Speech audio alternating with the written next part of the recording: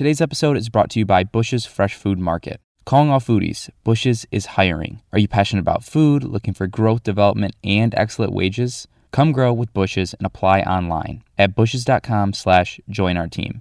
That's Bush's, BUSCHS.com/join our team. From the Detroit Free Press, I'm Emma Stein with today's Free Press Voice Briefing. It's Friday, March 4th, 2022. Food insecurity is an ongoing problem in Michigan. The pandemic shed light on the close relationship between poverty, food insecurity, and health. A new study found that healthcare expenses associated with food insecurity amounted to $1.8 billion a year in Michigan. Food insecurity is also linked with racial disparities. Urban areas with majority Black residents, along with several parts of northern Michigan with tribal reservations, have shown elevated rates of food insecurity. Households that struggle to put food on the table adopt coping strategies like buying foods with a lower nutritional value. Combined with delays in seeking medical care and the high cost of medication, these individuals are more likely to struggle with managing chronic illnesses and other health issues. I'm Frank Witzel with the Detroit Free Press. Lucy, a recently adopted Labradoodle who found herself cold and wet on a chunk of floating ice on the Detroit River, has captured the hearts of Midwesterners. The dog, who first responders estimate was maybe 80 pounds, somehow got away from her new owners who lived just off the Detroit River and ended up on an ice floe. Fortunately, neighbors who spotted the dog on the water called 911. When police responded, the dog was 40 to 50 feet from the bank. She was cold and looked exhausted.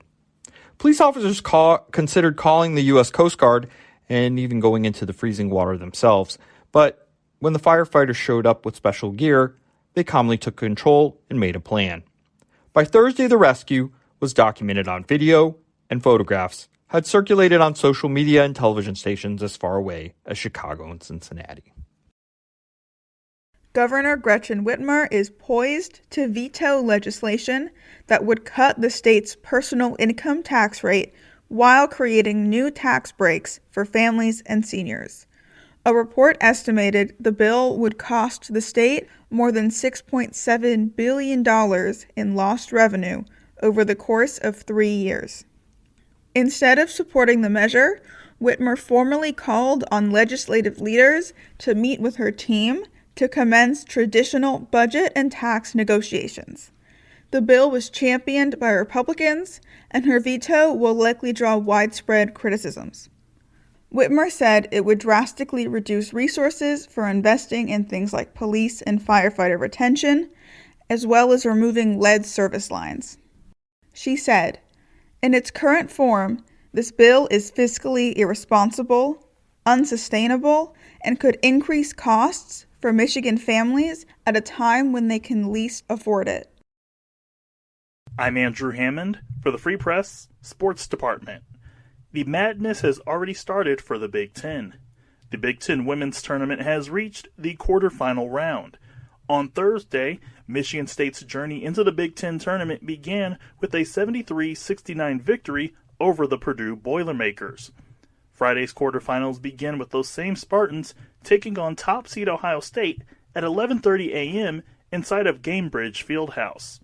The Michigan Wolverines play in the nightcap of the quarterfinals as they take on the winner between Nebraska and Illinois. Tip-off for that game is scheduled for around 9 p.m. For more stories from the Detroit Free Press, be sure to check out freep.com. That's FREEP.com. Have a good weekend, and I'll see you on Monday.